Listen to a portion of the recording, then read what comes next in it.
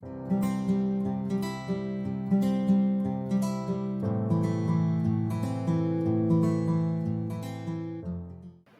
on Hope Interviews, Hope interviews a multimedia journalist.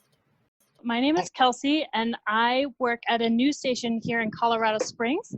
It's the CBS station out here, and I am part of the morning team out here, so I come in real early, and I help run the camera. So they call me, my technical term is multimedia journalist, but at the station we sometimes call ourselves morning photogs, and then I'm also the noon editor, so I edit all the video that you would see on TV for a noon show. Why did you start reporting? Originally, I actually studied film production in college, but when I moved out to Colorado Springs to be closer to my husband's family, there wasn't a lot of production companies that were hiring at the time. So I decided, you know what, I'm going to give news a shot. And so I gave them my resume, and they decided I fit the team. And I actually started as the morning editor. So I edited all the video for all of the morning shows here at the station. So that's kind of where I got my start. And I fell in love with it because it's different every day. It's kind of fun being a part of the community in this way.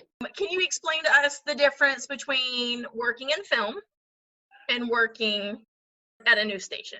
There's actually quite a big difference compared to working in film, because in film, it's all planned for the most part. You plan out what kind of shots you want to have. It's usually scripted, where what I do is I pull up to breaking news scenes. So there'll just be stuff just happening. So I literally just grab my gear, I set up, and I run all over the place and get video everywhere. It's not planned. I can get a little creative with where I put the camera. Like sometimes I put it on the ground to get a different kind of shot, or higher up on the tripod. And it's just a two-man team usually out in the field. So it's just me and a reporter that go out in the field. And so usually the reporter will go out and get all the information and talk to police, and then I'll be the one getting all the video. So that's kind of one of the biggest differences. We also use different terms here. So I know one film term is MOS. So MOS in film means video without the sound. You don't need to record. But for us, MOS means man on street. So we go out, and if we get an MOS, we just need to go find somebody and see if they'll do a quick interview just to talk about something that's happening in the community. So there's different terms like that I've had to relearn. How do you know there's breaking news, and where do you find it? So we find our breaking news through a couple different ways. One of the ways is through actually the community. People will call us directly and be like, hey, there's a lot of police at this location. Do you know what's happening? And usually we're like, no, we don't know. So we'll go and we'll find out for people. And then if it's big news, like we'll continue to cover it. Another way is through email. Sometimes people email us, or we also follow police and firefighters on Twitter, and they will tweet out anytime there's something big happening in the city. And then the last way is, or one of the last ways is, we have scanners in our, like police scanners in our newsroom. So we can always hear what's happening when police and the firefighters are talking to each other. We can hear that. So a lot of times we'll listen in for keywords. So sometimes the keywords will be like structure fire or shots fired, and that's always one we never want to hear because that's scary then.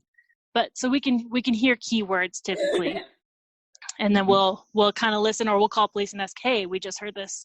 Where's this happening? What other kind of jobs are there at the news station that the average person wouldn't know about? We have your typical editors who edit the video. We have photogs like me. We have reporters. We have anchors, and then we have like our weather people, our meteorologists and weathermen and women. And then we also have roles like producers. But producers aren't like film producers. They don't go out and plan shoots. What they do is they actually write the shows. So they will stack the show. So they'll put in what stories they want to have in their show that they're assigned to. And then they will write all the scripts that the anchors need to read. The anchors will also help write often, but the producers are kind of the one in charge of the show. We also have TMPs, and they're kind of the people that work in the control room. So our station actually has, in studio, we have cameras on tracks. So our TMPs actually run those cameras and plan out the shots and make sure the cameras are doing what they need to do after the producer has decided what kind of shots they want. And then we also have a news director, and that's kind of the person in charge of all of us. Do you guys collaborate with other news channels? So a lot of people actually assume that we fight when we're with each other out in the field. We honestly do not. We get along really well. Those of us out in the field, we'll kind of help each other out and we'll watch each other's backs, because there have been a couple times where I'm alone at a scene, and if somebody who's not good, like a bad person, walks up behind me and I don't notice it, sometimes the camera guys from other stations will help watch over me. And then sometimes we do interviews together, which is really handy too, because it saves the person from having to repeat themselves. And right now we're actually collaborating a lot with other news stations. So just to keep all of ourselves safe, we call it being the pool camera. So instead of sending, 4 different news cameras out to a story, because there's 4 different news stations here, instead of that, one station will go, they will record everything, and then they will give that video to the other stations, so that there's just one person going. So right now we're collaborating a lot.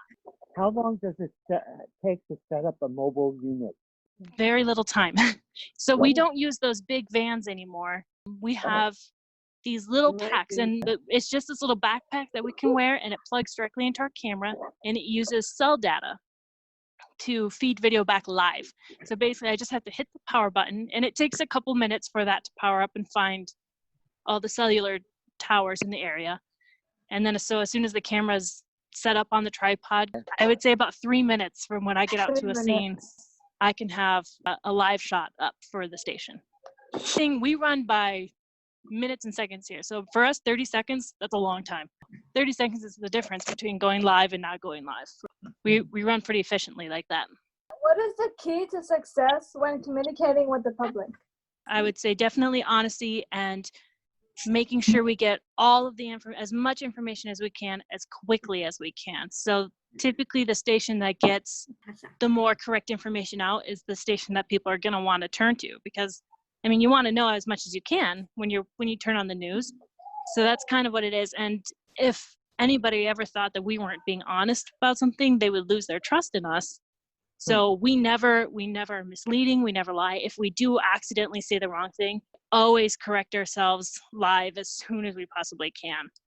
If the news stations are reporting the same news, why are there several news stations? Everybody watches their own news station. They all have a preference of what station they like to watch. So unless a news station didn't hear about a certain crime scene, we'll all show up and go live. But there again, that's also so I know like Channel Fox actually doesn't cover a lot of the same stuff that my station does. So it's very rare for me to see the Fox station at scenes, but I will see a lot of ABC. They like to cover the exact they have the same brand as us basically, which is like a breaking news brand. So I'll see a lot of them. So he wants to know how the meteorologists get their information. So a lot of meteorologists all kind of get access basically to radars and stuff, and they can see weather coming in through that way. So how when they're on TV and you see those big screens like with the map, and then like this green cloud will come over and stuff. So they can look at those things and kind of help predict the weather. And so a lot of times, a lot of other places will give different predictions, and it's up to the meteorologist to decide which one they think is going to be the most accurate for our region. And most of the time it helps that they live here, so they kind of have an idea of how the weather behaves in a particular region that they're living in. Is it hot underneath the lights? So it does get pretty warm underneath those lights. Some of the lights are further away, so they don't really get too hot. But for the anchors and the weather people, it can get a little bit warm. Do you and the rest of your news crew rehearse before you go on the news? A lot of times after a producer writes the show, an anchor will go through and read it just to make sure everything is right and there aren't any funny words in there. And in the process, they do practice, but they don't go in front of the camera and practice. And it's the same with reporters out in the field. Sometimes they will practice in front of the camera for a minute, but usually they just quickly read through their script, and it helps me know any sort of camera movement I might have to do too when they do that. But then there are also days where it's breaking news, and literally as soon as information's coming to them, they're speaking the information out loud. So they don't have any time to rehearse, and they're all of the people here at our station are really good at handling breaking news situations. How do you and the crew travel from place to place when you report the news?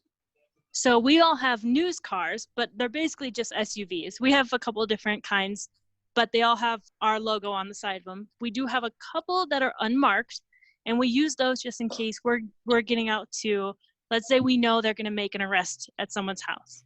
Yeah. So we will actually sometimes get to the house before the police, not intentionally, but it does happen. So on those days, we try really hard to use an unmarked car so we don't tip the person off. For the most part, we just use marked SUVs. What's the hardest job? I would say some of the hardest things are the weather. I mean, I'm out in the weather elements. So like if it's hailing or snowing or raining, I'm out usually in that weather. Now, if there's lightning, they don't let us go outside for our safety. And for the most part, hail, we don't really go outside, I guess. But I do get rained on a lot. I get snowed on a lot. It gets really cold in the winter. So I've been outside in -17 weather before, or no, -11, sorry, -11 weather. So that's probably one of the hardest. The other thing is some of the places I go are not the safest places. And sometimes I have to go alone because there's nobody else to go with me. So it can be a little scary. And on those days, that kind of makes the job tricky because I'm constantly looking over my shoulder. Do you like being in the studio or in the field better? So I personally like being out in the field better, where even though the weather can be bad or I can be in scary situations, it's fun because it's just a little bit different than being just in a building all day long. So that while I do appreciate a day or two being in the studio just so that I don't have to worry about the weather, I do like being out in the field. That's one of my favorite things about my job is no day is the same. Every day is different. How long do you need to edit a piece? We're all speed editors, basically, is what I like to call us, because I often, like today, for example, we had a story at the top of the noon show, and I was waiting on the script, and as soon as we got the script, it took me 3 or 4 minutes to get it in. So I cut all the video, I grabbed the interview, and I cut the interview, and I put it all into the program. I start editing the noon show at 10 in the morning, and I finish it usually by 12. But sometimes I still edit into the 12, depending on what's happening that day. Well, man, does he go on helicopter and check if there's any tornadoes or anything? So we wouldn't put a guy up in a helicopter if there's potential tornadoes because it's too dangerous. And we at our station actually don't have a helicopter. Now, the stations up north in Denver, they all share a helicopter, and sometimes for breaking news or wildfires or things, they will put a helicopter up and they can feed that video back live to us that way. But we don't usually put helicopters up in the bad weather. We also have people we have storm chasers that we have basically we kind of hired them, but they'll go out and get videos of tornadoes and they'll give that to us. Now it's time for the tour of the news station. So the room I'm in now is actually typically our sales department, but because of the coronavirus, they're all working from home, and just to kind of help us spread out, I edit up in this room, and let me see if I can turn my camera around. Oh yeah. So a lot of the offices, so that's one of our engineers. So this over here is where I typically edit our video. So this is one of our editors. He's backing up so I can see. So this program over here, that's the program that has all of the scripts. So that's where I can go for scripts. That's a program where we download video from online, and then behind it is our editing program. So we have full access to all of that stuff. Yep, so there he's pulling up the editing program for us. So that's a basic idea of the editing stuff we use. So I just sit right here and I edit all the video. So there's an above look at our studio. And actually a couple of our meteorologists are chatting right now.